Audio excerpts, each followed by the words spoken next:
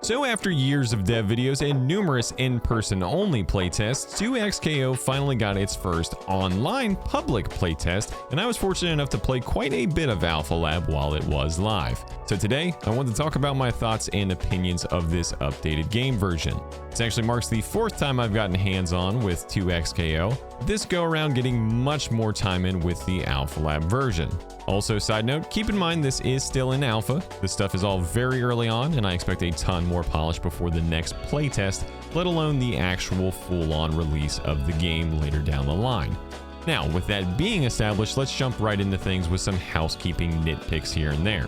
Things like the UI I think look overall pretty clean, even if they need a little bit more time in the oven in certain areas.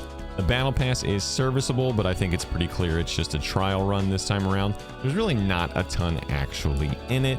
Tutorials were quite lacking, and I know that this was a big complaint for a lot of folks. But personally, I wasn't really expecting much here, so I wasn't super disappointed myself, but of course this is something that absolutely needs to be built on in the future. And yes, there's definitely some janky visual glitching aplenty, audio cutouts, and all around funkiness going on in this early state of the game. But even still, none of this really took too much away from the experience for me, because I'm confident most of this stuff will be ironed out in the long run. If anything, it's only really acted as a wake-up call for me that yeah, this game is still probably going to be a while for full release. Which is fine. To me, if it means that it's going to be a better product in the long run, if they clean it up and polish all this stuff, that's fine. I totally get that. So for the most part, I think these little things get a pass for now. Now on the flip side, some things in the build I was not expecting to be as far along or as feature rich as they were. Training mode was not only included, but actually quite expansive. It had tons of different display options, hurtbox viewers, hitbox viewers, frame data.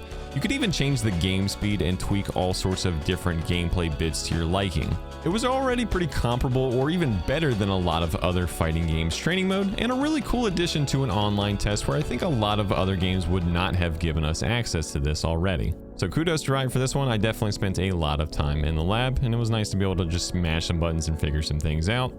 Next, those shiny and new avatars and lobbies that were just announced right before the alpha started. These I had seen and thought were fine. Again, nothing too new. A whole bunch of modern fighting games do some form of these now, so it was kind of a whatever bit to me. I don't hate these lobbies by any means, but I also don't usually use them in other games past like the first week or two, if I'm totally honest. But I have to hand it to the devs on this part. I was pleasantly surprised that the avatar lobbies were actually kind of great, and for a few different reasons too. Probably the biggest one being the real-time spectate mode. Not only is there a featured main stage setup at the front of the area where you can always see matches going on, but you can also just walk up to any other cabinet where players are active and just watch those matches there too. It just takes a few seconds of buffering and voila, it pops the screen up and you can just watch the matches as they go. And another huge perk of these lobbies was seeing all sorts of familiar faces just walking around or playing at any given time.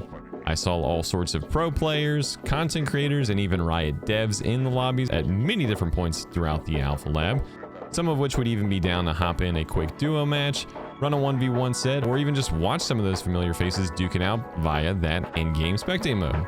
It was a really cool way for the community to get much more involved and just spontaneously see things going on that you didn't expect. Plus, the private lobbies also did a great job of making yet another space for you to pull all the boys in for an impromptu LAN feeling session, which was a great time, and I actually really enjoyed this part as well. Overall, the lobby stuff worked for me a lot better than expected, so I can only imagine what this thing will be like if they continue to expand it in more and other interesting ways. Now, bells and whistles aside, on to the actual fighting in the fighting game. I've spoken my thoughts on the core gameplay with previous builds before, but now that I've gotten past the button mashing phase to some extent and I actually kinda know what I'm doing, I feel like I can speak a bit more in depth now. And I've gotta say, it's really clicked for me this time around. It's a good time to just pick up and mash buttons for sure, but in my opinion, things get a lot more interesting as you get a feel for the overall flow of things, how to use the different tools and game mechanics that you have to work with, as well as seeing all the different things that the characters can actually do past the initial few hours of just feeling things out. The game is deceptively simple from afar when you see that it has things like no motion inputs or pulse fuse being an auto combo system, but once you really get your hands dirty, it becomes pretty clear that this game is going to be a very, very degenerate fighting game at the highest level, to the point that it's already kind of looking like it's not going to be for everyone when it comes to competitive play. But even for a mid-level player like myself, I think there's a ton of depth to this thing. And personally, I really like it. I think it all works really well together. It's a lot of fun to use. It's a lot of fun to just discover how all these different systems works and how to actually counter each one of them as well. I also think that the characters themselves each play really differently than one another, and often even have unique mechanics altogether that only they have access to, such as Echo's time rewind, Alawi's tentacle setups, and even Yasuo's stance changing toolkit. Like, they all feel very different. It's kind of a side tangent, but it's refreshing to see how much they actually do stand apart from one another, at least as it stands with the only 6 characters in Alpha Lab. And it made me genuinely want to try out and play all the different champions, which is pretty rare for me. Usually I kind of pick like 2 or 3 different characters that I'll mess around with, and I really stick with like one. But to genuinely be interested in each individual character and what they can actually bring to the table, I would really love to see it if the game's base roster, if we want to guess that it has, I don't know, 16 characters or 18 characters, if they all are this unique and have this much different personality, that would genuinely be impressive to me, and I would absolutely adore to see that. But anyway, back on the conversation of depth, you get another layer on top of those characters when you add things like the fuse system, modifying things like assist frequency and handshake tags, and even adding brand new mechanics like the Fury dash cancel that you get. But then when things really start to go wild is when you throw all the different system mechanics into the mix on top of all that. Then you've got things like the game's burst equivalent in dynamic save, retreating guard for, well, retreating while guarding, push block to really get somebody out of your face in a pinch, or the classic parry for those hard call out hype moments. Keeping track of actually using them, learning how to play against them as well. It's a ton to keep track of, it's a ton to learn, but man is it fun and satisfying to play around with once you've actually learned the ropes a bit. There's a ton to optimize. I'm sure a lot of people will learn how to abuse and really optimize a lot of these different situations, labbing setups, labbing counters. But I found the most fun application of all of this stuff is just those split-second decisions in chaotic scramble situations.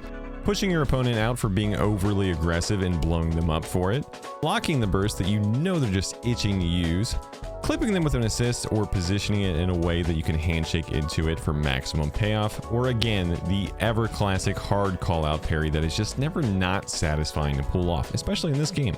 Most of these ideas aren't exactly new for fighting games, but it's how it all comes together and for the most part works really well together. That's been really working for me in a lot of ways.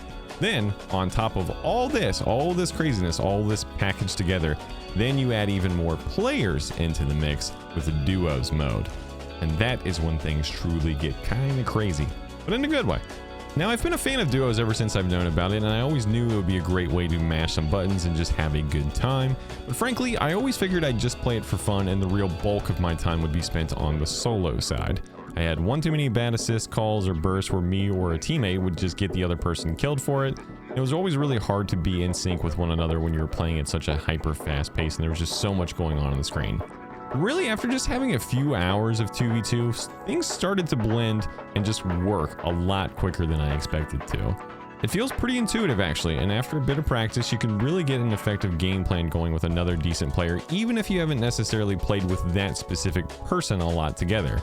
It really does just start to click. As soon as you are familiar with how the game works and how you're trying to set things up in solos, you start to kind of see these situations in the duo mode and you can kind of run with things a lot quicker than you might give yourself credit for.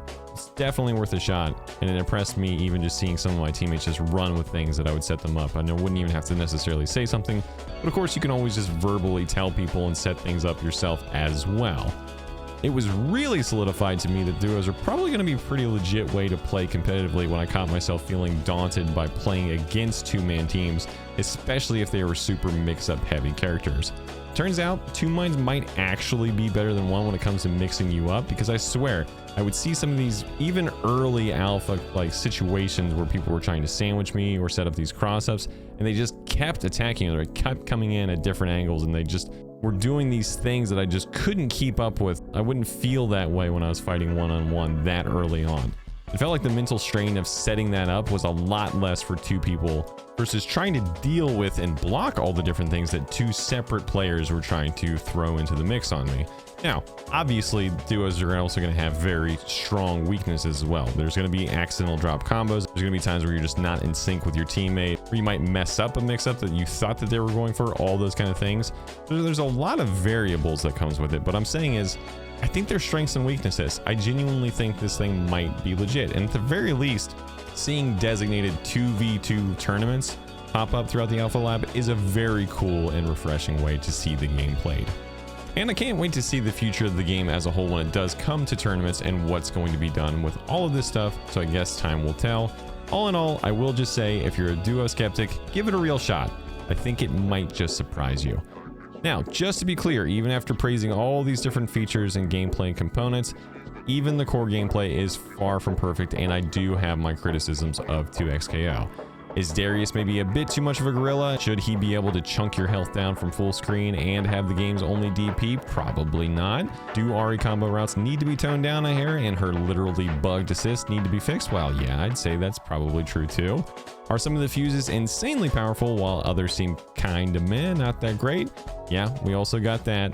All these different criticisms I've heard, I do feel like are genuinely valid and might just be going on my personal feedback survey for the game as well. Plus, the game needs more characters, maps, game modes, and much more content to really solidify a full review level opinion of it. All that I certainly address. But all in all, I feel like this stuff is to be expected in an alpha state, and these are really the reasons why we got to play the game now, so that the devs can get all this feedback and patch things up before the next one. But with all that being said, I genuinely quite enjoyed my time with Alpha Lab quite a bit, and frankly, if the game hadn't convinced me with the core gameplay before, it certainly has now. Now, if Riot can deliver on some more polish, a sizable roster that genuinely stays playing so differently and stays so interesting, and pack in some extra game modes here and there, I genuinely think this game could make a very big splash for the fighting game genre as a whole, and overall just be an amazing game if they can keep up this momentum. With that being said, for now, the wait begins once again. So, thanks so very much as always for watching, and I'll catch you on the next video.